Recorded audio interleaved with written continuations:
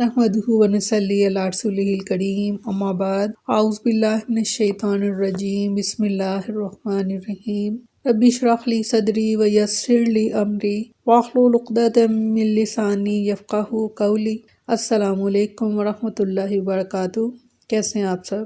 انشاءاللہ خیر و عافیت سے ہوں گے۔ اللہ تعالیٰ آپ سب کو اپنے حفظ و امان میں رکھے، آمین ثم آمین۔ 11واں پارہ سورۃ توبہ، آیت نمبر 106۔ لفظی ترجمہ: والسابقون، اور سبقت کرنے والے، اولون پہلے، من المہاجرین مہاجرین، والانصار اور انصار، والذین اور جنہوں نے، اتبعوہم ان کی پیروی کی، بإحسان نیکی میں، رضی اللہ خوش ہوا اللہ، عنہم ان سے، سبحان اللہ، ورضوا اور وہ خوش ہوئے، عنہ اس سے، اللہ ہم سے بھی راضی ہو جائے، آمین ثم آمین۔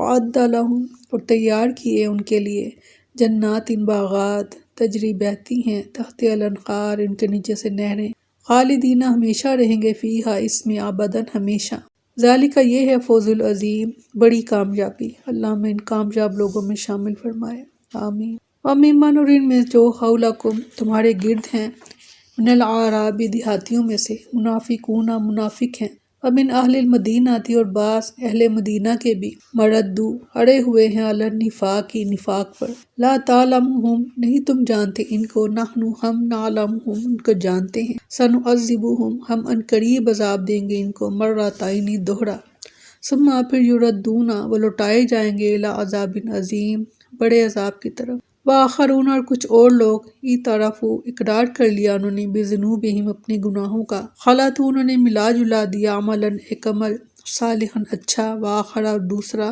سیئا برا، عسیٰ قریب ہے، اللہ ان یہ کہ یتوبہ مہربانی کرے، علیہم ان پر، ان اللہ بے شک اللہ تعالیٰ، غفور الرحیم بخشنے والا بہت مہربان ہے۔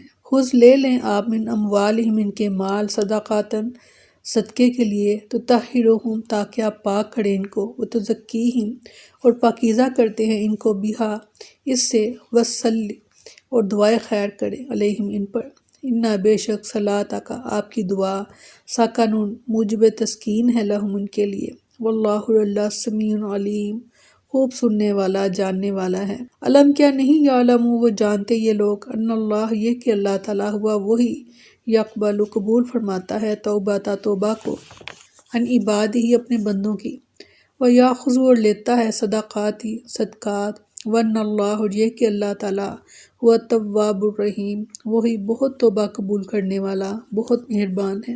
وقل اور کہہ دیجئے، اعملوا کہ عمل کیے جاؤ، فسیرى اللہ ان قریب دیکھے گا اللہ، اعمالکم تمہارے اعمال، ورسولہ اور اس کا رسول بھی، والمؤمنون اور مومنین، وستردون اور جلد لوٹائے جاؤ گے، الی عالم الغیب جاننے والے غیب کے، والشہادۃ اور حاضر کے، فینبئکم پھر وہ تمہیں بتا دے گا، بما جو کچھ، کنتم تم تھے، تعملون عمل کیا کرتے، وآخرون اور کچھ اور لوگ، مرجون کہ موقوف رکھے گئے ہیں، لامر اللہ اللہ کے حکم پر، اما خواہ یعذبہم ان کو عذاب دے، و اما اور خواہ یتوب معاف کر دے، علیہم ان کو، اللہ اللہ علیم حکیم جاننے والا حکمت والا ہے۔ بے شک فرمایا، اور مہاجرین اور انصار میں سے سبقت کرنے والے سب سے پہلے لوگ اور وہ لوگ جو نیکی کے ساتھ ان کے پیچھے آئے، اللہ ان سے راضی ہو گیا اور وہ اس سے راضی ہو گئے، اور اس نے ان کے لیے ایسے باغات تیار کیے ہیں جن کے نیچے نہریں بہتی ہیں، ان میں ہمیشہ رہنے والے ہیں ہمیشہ، یہی بہت بڑی کامیابی ہے۔ اس آیت میں 3 گروہوں کا تذکرہ ہے، ایک مہاجرین کا جنہوں نے دین کی خاطر اللہ اور رسول اللہ صلی اللہ علیہ وسلم کے حکم پر مکہ اور دیگر علاقوں سے ہجرت کی اور سب کچھ چھوڑ کر مدینہ آ گئے۔ دوسرے انصار جو مدینہ میں قیام پذیر تھے، انہوں نے ہر موقع پر رسول اللہ صلی اللہ علیہ وسلم کی مدد اور حفاظت فرمائی اور مدینہ آنے والے مہاجرین کی خوب پذیرائی اور توازیہ کی، اپنا سب کچھ ان کی خدمت میں پیش کر دیا۔ تیسری قسم وہ ہے جو ان مہاجرین اور انصار کے خلوص اور احسان کے ساتھ پیروکار ہیں۔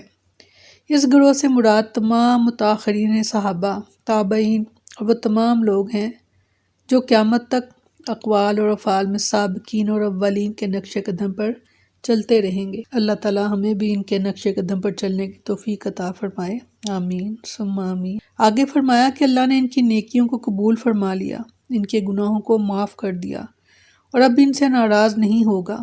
وہ بھی اللہ سے خوش ہو گئے، اس نے انہیں اپنے بے پایاں فضل و کرم سے نواز دیا اور ان کے لیے ایسی جنتیں تیار کر رکھی ہیں جن کے نیچے نہریں جاری ہوں گی اور وہ ان میں ہمیشہ رہنے والے ہیں۔ والسابقون الاولون من المہاجرین، مہاجرین تو وہ لوگ تھے جنہوں نے ایسے وقت میں اسلام قبول کیا جبکہ چہار طرف سے اسلام قبول کرنے والوں پر مصائب کے پہاڑ توڑے جا رہے تھے۔ ایسے وقت میں اسلام قبول کرنا بڑے حوصلے اور عزیمت کا کام اور اپنے لیے تکالیف اور آلام کو دعوت دینے کے مترادف تھا۔ ان لوگوں نے ہر قسم کی تکالیف برداشت کی اور امتحان میں پورے اترے۔ بالآخر جب ان پر اپنے شہر کی زمین تنگ ہو گئی تو انہوں نے اپنے شہر کو محض اللہ تعالیٰ کی رضا اور اسلام کی ترویج اور ترقی کی خاطر خیر بات کہہ دیا اور بے سر و سامانی کی حالت میں ہجرت کے لیے نکل کھڑے ہوئے۔ اللہ تعالیٰ نے ان مہاجرین کی تعریف کرتے ہوئے فرمایا سورہ بقرہ میں، بے شک جو لوگ ایمان لائے اور انہوں نے ہجرت کی اور اللہ کے راستے میں جہاد کیا وہی اللہ کی رحمت کی امید رکھتے ہیں اور اللہ بے حد بخشنے والا نہایت رحم والا ہے۔ بے شک سورۃ توبہ ہی میں فرمایا، جو لوگ ایمان لائے اور انہوں نے ہجرت کی اور اللہ کے راستے میں اپنے مالوں اور اپنی جانوں کے ساتھ جہاد کیا، اللہ کے ہاں درجے میں زیادہ بڑے ہیں اور وہی لوگ کامیاب ہیں۔ ان کارابی نے اپنی طرف سے بڑی رحمت اور عظیم رضامندی اور ایسے باغوں کی خوشخبری دیتا ہے جن میں ان کے لیے ہمیشہ رہنے والی نعمت ہے، جس میں وہ ہمیشہ رہنے والے ہیں ہمیشہ۔ بے شک اللہ ہی ہے جس کے پاس بہت بڑا اجر ہے۔ بے شک انصار وہ لوگ تھے جنہوں نے مہاجرین کو مدینہ منورہ میں پناہ دی اور دین اسلام کی بھرپور مدد کی۔ مہاجرین کے ساتھ اللہ تعالیٰ نے انصار کی بھی کئی جگہ تعریف کی، جیسا کہ ارشاد فرمایا سورۃ انفال میں، اور جو لوگ ایمان لائے اور انہوں نے ہجرت کی اور اللہ کی راہ میں جہاد کیا اور جن لوگوں نے جگہ دی اور مدد کی وہی سچے مومن ہیں، انہی کے لیے بڑی بخشش اور باعزت رزق ہے۔ سیدنا عبداللہ بن زید بن عاصم رضی اللہ عنہ بیان کرتے ہیں کہ رسول اللہ صلی اللہ علیہ وسلم نے فرمایا، اگر ہجرت کی فضیلت نہ ہوتی تو میں بھی انصار میں سے ہوتا، اور اگر تمام لوگ خواہ کسی وادی اور گھاٹی میں چلیں میں تو انصار کی وادی اور گھاٹی میں چلوں گا۔ انصار میرے لیے اس کپڑے یعنی ستر کی طرح ہیں جو ہمیشہ جسم سے لگا رہتا ہے، سبحان اللہ، اور دوسرے لوگ اوپر کے کپڑے کی طرح ہیں یعنی ابرے کی طرح۔ والذین اتبعوہم بإحسان، السابقون الاولون کے بعد بحسن و خوبی ایمان لانے والوں کی تعریف کرتے ہوئے اللہ تعالیٰ نے ارشاد فرمایا سورۃ انفال ہی میں،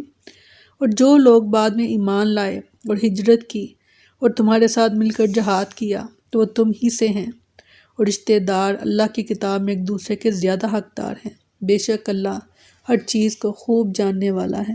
بے شک فرمایا، اور ان لوگوں میں سے جو تمہارے ارد گرد بدویوں میں سے ہیں کچھ منافق ہیں، کچھ اہل مدینہ میں سے بھی جو نفاق پر اڑ گئے ہیں، تو انہیں نہیں آپ جانتے، ہم ہی نہیں اور ہم ہی انہیں جانتے ہیں، ان قریب ہم انہیں دو بار عذاب دیں گے، پھر وہ بڑے عذاب کی طرف لوٹائے جائیں گے۔ منافقین کے حالات پر مزید روشنی ڈالی جا رہی ہے۔ اللہ تعالیٰ نے نبی کریم صلی اللہ علیہ وسلم کو خبر دی کہ مدینہ کے گرد و نواح میں جو بادیہ نشیں ہیں، ان میں سے اور اہل مدینہ میں سے کچھ ایسے منافق ہیں جو اپنے نفاق پر پردہ ڈالنے میں ایسے طاق ہیں کہ آپ انہیں نہیں جانتے۔ وہ اپنا کفر چھپانے میں اتنے ماہر ہیں کہ صرف اللہ ہی ان کی خبر رکھتا ہے۔ اللہ تعالیٰ انہیں پہلے اسی دنیا میں سزا دے گا، ذلت اور رسوائی ہوگی، اور اسلام اور مسلمانوں کی کامیابیوں پر ان کے دلوں میں آگ لگے گی، اور آخرت کا عذاب تو ان کا انتظار کر ہی رہا ہے۔ فرمایا، کچھ دوسرے ہیں جنہوں نے اپنے گناہوں کا اقرار کر لیا، انہوں نے کچھ نیک عمل کیے اور کچھ دوسرے برے۔ قریب ہے کہ اللہ ان پر پھر مہربان ہو جائے، یقیناً اللہ بے حد بخشنے والا نہایت مہربان ہے۔ پہلے ان منافقین کا ذکر فرمایا جو غزوہ تبوک میں بوجہ نفاق پیچھے رہ گئے تھے۔ اب ان لوگوں کا ذکر فرمایا جو غلطی اور سستی سے غزوے میں شرکت نہیں کر سکے، حالانکہ ان کا ایمان بھی تھا اور وہ حق کی تعریف بھی کرتے تھے۔ فرمایا کہ کچھ دیگر لوگ ہیں جو اپنے گناہوں کا صاف اقرار کرتے ہیں، اور ان کے اچھے اعمال بھی ہیں جنہیں انہوں نے برے عملوں کے ساتھ ملا جلا دیا ہے، جن کو اللہ تعالیٰ عفو اور بخشش سے نوازے گا۔ یہ آیت کریمہ اگرچہ کچھ مخصوص اور معین لوگوں کے بارے میں نازل ہوئی تھی، لیکن اس کا حکم تمام گناہ گاروں، خطا کاروں اور اچھے اور برے عملوں کو ملا جلا دینے والوں کے لیے عام ہے۔ سیدنا سمرہ بن جندب رضی اللہ عنہ بیان کرتے ہیں کہ رسول اللہ صلی اللہ علیہ وسلم نے فرمایا، رات کو 2 فرشتے میرے پاس آئے اور مجھے ایک ایسے شہر میں لے گئے جو سونے اور چاندی کی اینٹوں سے بنایا گیا تھا۔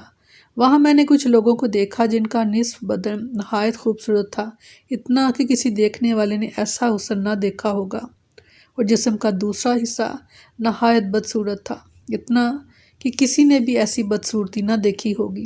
فرشتوں نے ان سے کہا، اس نہر کے اندر داخل ہو جاؤ۔ چنانچہ وہ نہر کے اندر داخل ہو گئے۔ پھر باہر نکلے تو ان کی ساری بدصورتی دور ہو چکی تھی اور وہ نہایت خوبصورت بن چکے تھے۔ فرشتوں نے مجھ سے کہا، یہ جنت عدن ہے اور وہ آپ کا مقام ہے۔ پھر فرشتوں نے کہا، آپ نے جن لوگوں کا نصف بدن خوبصورت اور نصف بدن بدصورت دیکھا تھا، یہ وہ لوگ ہیں جنہوں نے دنیا میں اچھے اور برے دونوں قسم کے کام کیے تھے، اور اب اللہ تعالیٰ نے انہیں بخش دیا ہے۔ سبحان اللہ۔ فرمایا، ان کے مالوں سے صدقہ لیں، اس کے ساتھ کہ آپ انہیں پاک کریں گے اور انہیں صاف کریں گے اور ان کے لیے دعائے خیر کریں گے۔ بے شک آپ کی دعا ان کے لیے باعث سکون ہے۔ اللہ سب کچھ سننے والا، سب کچھ جاننے والا ہے۔ اس آیت میں رسول اللہ صلی اللہ علیہ وسلم کو اللہ تعالیٰ کی طرف سے حکم دیا جا رہا ہے کہ ایسے لوگوں کے مالوں سے بھی صدقہ لے لیا کریں جن سے جہاد میں پیچھے رہنے کی غلطیاں ہو گئی ہیں اور وہ اپنے گناہوں پر نادم اور شرمندہ بھی ہیں۔ ان لوگوں کے لیے اللہ تعالیٰ سے دعا کیا کریں تاکہ وہ ان کو گناہوں سے پاک اور صاف کر دے۔ آپ کی دعائیں ان کے لیے باعث تسکین ہیں۔ چنانچہ رسول اللہ صلی اللہ علیہ وسلم کا معمول تھا کہ جب کوئی شخص یا قوم صدقہ لے کر آتی تو آپ اس کے لیے دعا فرماتے۔ فرمایا، کیا انہوں نے نہیں جانا کہ بے شک اللہ ہی اپنے بندوں کی توبہ قبول کرتا اور صدقے لیتا ہے، اور یہ کہ بے شک اللہ ہی ہے جو بہت زیادہ توبہ قبول کرنے والا، نہایت رحم والا ہے۔ بے شک، اور کہہ دیجئے کہ تم عمل کرو، پسند قریب اللہ تمہارا عمل دیکھے گا اور اس کا رسول اور ایمان والے بھی، اور ان قریب تم ہر پوشیدہ اور ظاہر بات کو جاننے والے کی طرف لوٹائے جاؤ گے، تو وہ تمہیں بتائے گا جو کچھ تم کیا کرتے تھے۔ غزوہ تبوک سے پیچھے رہنے والوں کی طرف اللہ تعالیٰ مخاطب فرما رہے ہیں کہ تم عمل کیے جاؤ، ہم دیکھ لیں گے، ہمارا رسول اور اہل ایمان بھی تمہارا طرز عمل دیکھ لیں گے۔ غزوہ تبوک سے پیچھے رہنے پر تمہارا اعتراف جرم، توبہ، استغفار اور صدقہ و خیرات کیسا تھا؟ چلو، غزوہ تبوک کے موقع پر سستی اور غفلت ہو گئی تھی، مگر ابھی جہاد جاری ہے، بہت سے مارکے ہوں گے، ہم تمہیں دیکھ لیں گے کہ تم جہاد میں شرکت کے لیے مستعد اور بے قرار ہو یا سستی اور غفلت کا شکار۔ آنے والا وقت اور تمہارا طرز عمل اس بات کا فیصلہ کرے گا۔ فرمایا، کچھ دوسرے ہیں جو اللہ کے حکم کے لیے مؤخر رکھے گئے ہیں، یا تو وہ انہیں عذاب دے یا پھر ان پر مہربان ہو جائے۔ اللہ سب کچھ جاننے والا، کمال حکمت والا ہے۔ بے شک اس سے مراد وہ 3 مخلص مسلمان ہیں جو سستی کی وجہ سے غزوہ تبوک میں شریک نہیں ہوئے اور رسول اللہ صلی اللہ علیہ وسلم کے سامنے منافقین کی طرح جھوٹا عذر پیش کر کے معافی بھی نہیں مانگی، ان کا معاملہ معلق رکھا، اور رسول اللہ صلی اللہ علیہ وسلم نے مسلمانوں سے ان کا سماجی بائیکاٹ کرا دیا، اور زمین اپنی 1000 وسعت کے باوجود ان پر تنگ ہو گئی۔ انہی کے بارے میں اللہ تعالیٰ نے فرمایا کہ یا تو وہ انہیں عذاب دے گا یا ان کی توبہ قبول کرے گا۔ چنانچہ اللہ کی رحمت اس کے غضب پر غالب آ گئی اور ان کی توبہ قبول ہوئی، جس کا ذکر آگے آ رہا ہے۔ سبحانک اللہم و بحمدک، نشہد ان لا الہ الا انت، نستغفرک و نتوب الیک۔ سبحان ربک رب العزۃ عما یصفون وسلام علی المرسلین والحمد للہ رب العالمین۔ السلام علیکم ورحمۃ اللہ وبرکاتہ۔